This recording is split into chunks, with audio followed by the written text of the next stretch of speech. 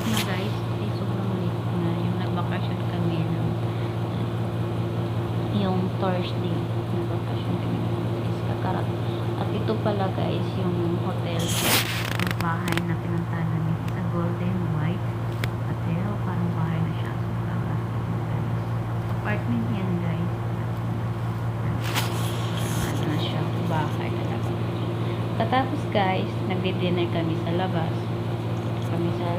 Ito yung napuntahan namin is 7 Hut. Oh, grabe, 7 Hut. Ito siya guys. Ano siya? Ano siya? Kainan siya guys. Yung gusto kang kumain ng mga cake, magaw-magaw, kopi-kopi. O diba ang bunga guys? So, ganyan dito guys sa Saudi Arabia. Ganito yung mga style nila guys. So grabe guys, sobrang ganda-ganda talaga dyan. May swimming pool pa dyan, o diba? So tamang vlog-vlog lang tayo dito guys. So kasi kasama yung mga amo natin, yung mga short video lang naman ang ating kinukuha dyan guys. Kasi ano, okay lang naman din to siya i-upload guys, kasi malayo naman sa, hindi naman matapat yung mga camera na yan.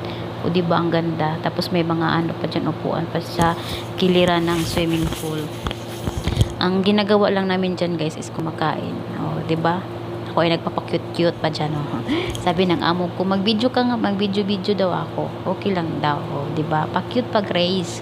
O diba, kahit walang tulog pa yan. Ganyan ang buhay. Ganyan ang buhay ko dito sa Saudi guys, pag time na mag-vacation kami ng aking mga amo. Nasa tapat lang yung mga amo ko dyan sa ano guys, tsaka ay makulit yung alaga ko dyan. Ang mga ko ay nagbibidyo, o diba, sige pa, cute ka pa. So madilim-dilim siya, o diba, yan, naglakad-lakad na kami ng alaga ko dyan guys, nagbidyo-bidyo na kami dyan kasi ano, maganda kasi yung mga ano, diba kanina sa una ano, hindi siya masyadong nakita.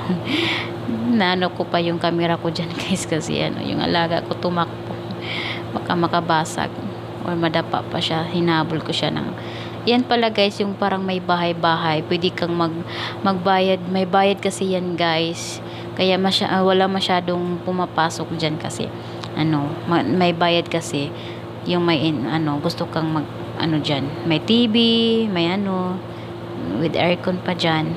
Grabe, bungga talaga sila pag kumakain ka dyan ka, o diba, yung mga pamilya ganun. Ganyan dito guys, ganyan dyan, o diba, social. O naka-open pa yung TV kasi may ano dyan sa loob, may kumakain, pero may bayad dyan guys kung pumasok kayo dyan sa loob. Yan lang naman ang aking mga nabablog at nabibidyo guys, kasi alam na madaming tao at hindi tayo yan ang 7 Huts guys. So sino yung may nakaalam dyan dito sa Saudi Arabia, dito sa Al-Taif. Nasa Al-Taif kami guys, naka-vacation. Malamig kasi siya dito, pero hindi naman masyadong malamig, 25 degrees Celsius lang naman ang lamig dito, Celsius pala ang lamig dyan guys. So maraming salamat po guys sa panunood. Sana hindi kayo magsawa sa aking mga vlog kahit sobrang late ko nang nag-i-edit guys.